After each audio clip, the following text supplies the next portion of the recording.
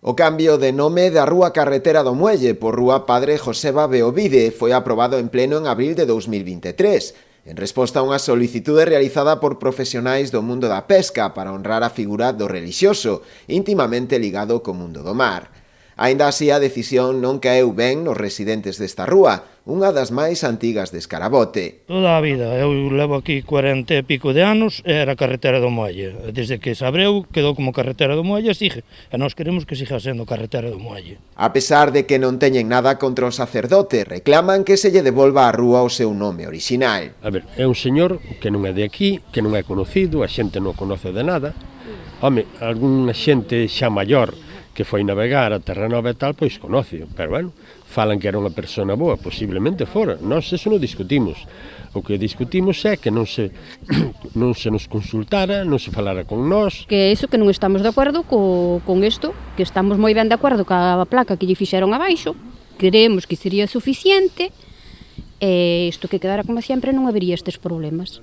Os veciños sinalan que o cambio de rúa foi unha decisión tomada sen consultárllelo previamente, o que lles está a provocar innumerables inconvintes. O problema é que nos cambian o nombre da rúa sin consentimento noso, ou sea, sin consultalo. Isto nace dunha proposta da taberna nada máis, ou sea, despois dunha tertulia, pois sale este nombre, e creanos un problema aos veciños. Temos que cambiar direccións en todos os sitios. Entonces aquí arreglar as cousas non, pero cambiarnos os nombres sí. Entonces non pode ser, témonos que poñer e facer forza que faga falta. Isto non é cousa política, non está atacando a ningún partido, porque é o que está rodando agora. Aquí solamente é o bienestar da xente, de que toda a vida estuvemos con carretera do Muelle, para agora fainos un trastorno, porque xente, a maioría da xente desta rúa, desta carretera, son persoas de 60 para arriba.